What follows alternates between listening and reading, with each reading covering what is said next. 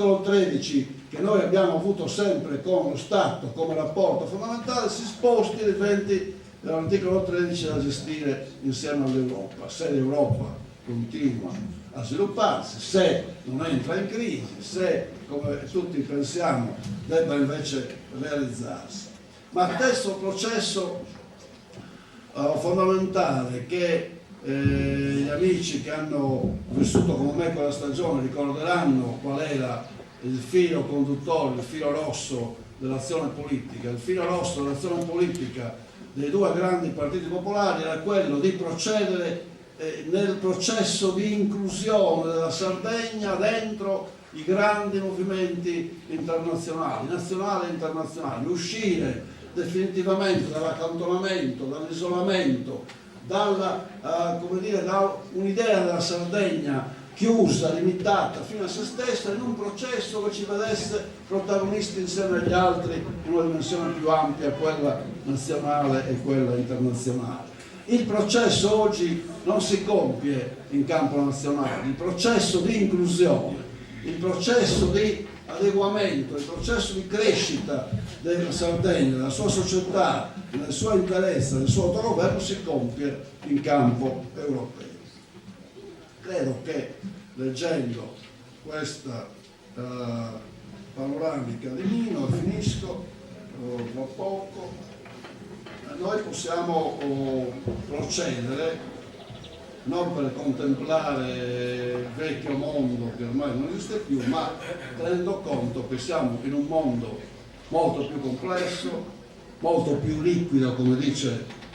qualche sociologo importante, che è inafferrabile, che è difficilmente governabile, che però richiede comunque un governo, una visione, che richiede comunque un'attività politica. La politica non è finita, la politica è la vita di tutti i giorni, è la nostra vita, la politica anzi è entrata più pesantemente di prima dentro le nostre vite, perché condiziona anche si chiama biopolitica, perché entra anche nei meccanismi intimi della vita personale di ciascuno di noi. Non è vero che la politica ha cessato il suo ruolo, non è vero che la politica non c'è più bisogno di politica, che la società sia giusta da solo. La politica entra pesantemente ancora oggi in tutti i meccanismi sociali, democratici, economici e anche biologici, e ci dobbiamo occupare della politica, ci dobbiamo preoccupare di dove va la politica. E quindi, concludendo, direi che c'è ancora bisogno in Sardegna di chiarire qual è la missione della politica regionale, qual è la missione dei partiti anche regionali, qual è la missione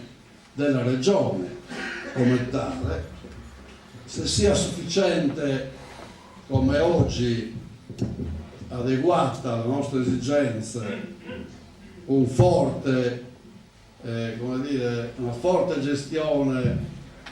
di populismo democratico, come lo chiamo io, cioè di un presidenzialismo